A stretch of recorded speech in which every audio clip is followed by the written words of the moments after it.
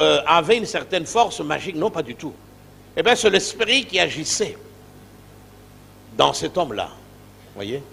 Et donc, le Saint-Esprit est toujours indispensable. Et je crois que l'Église, à travers toute l'histoire, a toujours couru des dangers. Et puis, nous allons continuer. Le premier danger, c'est mettre beaucoup d'accent, et quelquefois, à juste titre, parce que souvent, c'est en réaction avec un contexte.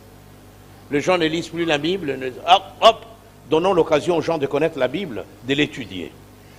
Et puis on crée des écoles, des théologies bibliques et tout ça, ce qui est une très bonne chose. Mais non, le danger c'est quoi? C'est de mettre beaucoup d'accent sur le savoir.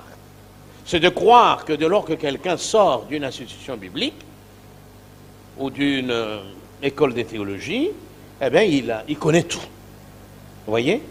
Et c'est comme ça que, avec le temps, on a poussé trop loin ce bouchon-là du savoir qui a fini par devenir une sorte d'académisme qui reposait entièrement sur la puissance intellectuelle ou cérébrale. Et avec ça, eh bien, certains théologiens ont fini par rejeter tout ce qui est surnaturel, tout ce qui est miracle. Parce que un miracle, on ne peut pas l'expliquer comme ça, hein, oui ou non? Eh bien, ils ont rejeté. C'est ce qu'on appelle la théologie libérale. Tout repose sur l'individu. La Bible, c'est un livre religieux qu'on peut comprendre uniquement avec son intelligence. Quand vous apprenez les méthodes d'interprétation, les méthodes herméneutique, eh bien, vous pouvez, à partir d'un scénario biblique, faire sortir une pensée et puis proclamer cette pensée. Mais à la proclamer avec quoi? Avec la tête. Oui ou non? Ça, c'est l'autre extrême.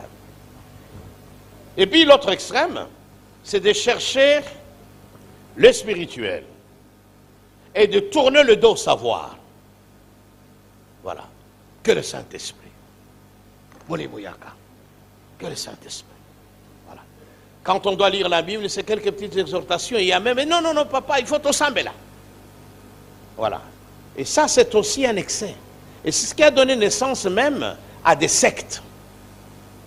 Comme Bima. Bima. Nana est bien. Dans le 8 Bima, mais enfin. Voilà. Avec leur mouchoir, hein, c'est ça? Où ils voient les démons partout. Ce sont des gens qui souffrent de paranoïa. Et qui accordent aux démons le pouvoir qu'ils n'ont jamais eu. Le diable n'est pas omniprésent. Seul Dieu est partout. Gloire à Dieu.